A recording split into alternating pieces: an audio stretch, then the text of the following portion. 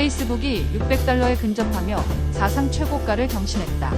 9월 고용지표가 긍정적으로 나오자 뉴욕 증시는 일제히 랠리했다. JP모간이 엔비디아의 목표가를 $155로 상향했다. 알테오젠이 코스닥 시총 1위를 탈환했다. 국제유가 급등에 중앙에너미스가 상한가를 기록했다. 민주당이 금투세에 대한 입장을 미루고 7일 당 지도부의 결정을 위임했다.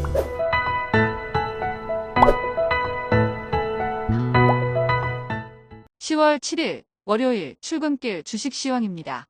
지난 주말 뉴욕 증시는 일제히 상승했다. 다우존스는 341.16포인트 상승한 42,352.75포인트로 마감했으며 S&P 500 지수는 51.13포인트 상승한 5,751.07, 나스닥은 219.37포인트 상승한 18,137.85포인트로 마감했다.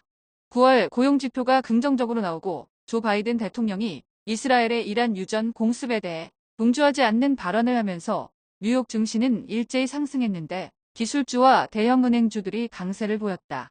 빅테크주는 마이크로소프트를 제외하고 일제히 상승했는데 페이스북은 양호한 매출과 AI에 대한 기대감에 2% 이상 상승하며 사상 최고가를 경신하고 아마존도 2% 이상 상승, 테슬라가 4% 가까이 급등하면서 나스닥 지수는 1% 이상 상승했다.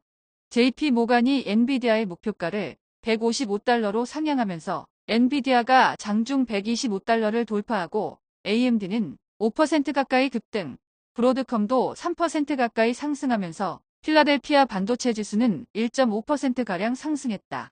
뉴욕 증시의 랠리와 10월에 발표하는 로보택시에 대한 기대감에 테슬라는 4% 가까이 급등한 반면 테슬라를 제외한 전기차는 일제히 하락했는데 리비아는 공급망 문제로 올해 생산 목표 하향에 3% 넘게 급락했다.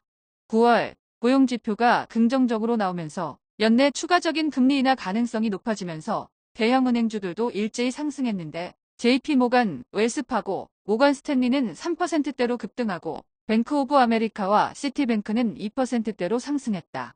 올해 초 제플루와의 합병이 무산된 후 재무구조가 악화된 스피릿항공이 파산보호를 검토한다는 소식에 스피릿항공은 24% 이상 폭락한 반면 제플루는 14% 이상 폭등하고 유나이티드항공, 아메리칸항공은 6%대로 급등, 델타도 4% 가까이 급등했다.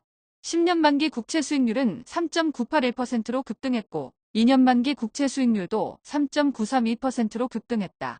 원달러 환율은 1348.7원으로 상승했고 서부 텍사스 중진유는 배럴당 74.38달러로 상승했다.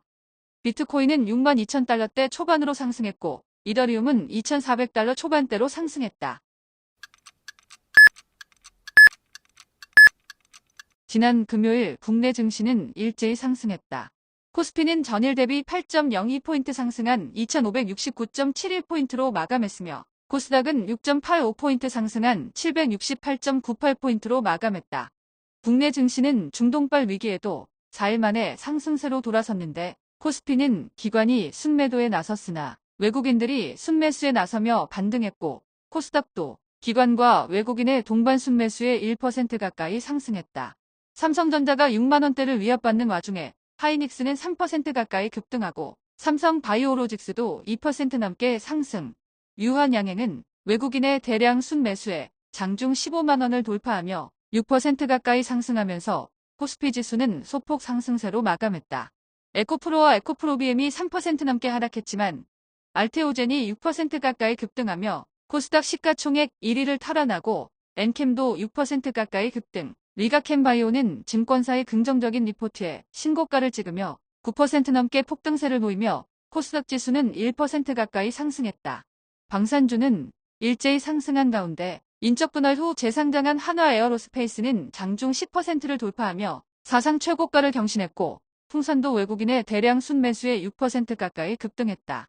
원전주도 일제히 상승했는데 한전기술, 한전 KPS는 2%대로 상승하고 BHI도 2% 가까이 상승했다. 아이폰 16이 흥행에 실패했다는 소식에 전일 일제히 급락한 아이폰 수혜주는 대부분 상승했는데 LG이노텍은 증권사의 목표가 하향에도 불구하고 미국계의 매수세 유입으로 2% 넘게 상승했고 이수페타시스도 1% 넘게 상승했다.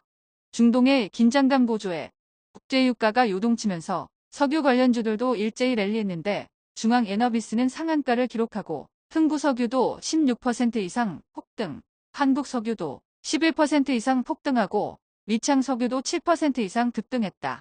한편 5일 의원총회에서 금투세에 대한 입장을 결정한다고 한 민주당은 결론을 내지 못하고 7일 당 지도부의 결정을 위임한다는 입장을 내놓았는데 이재명 대표가 금투세에 대해 강경한 입장이 아니다 보니 유예의 가능성이 높고 발표될 경우 국내 증시에 긍정적으로 작용할 것으로 보인다.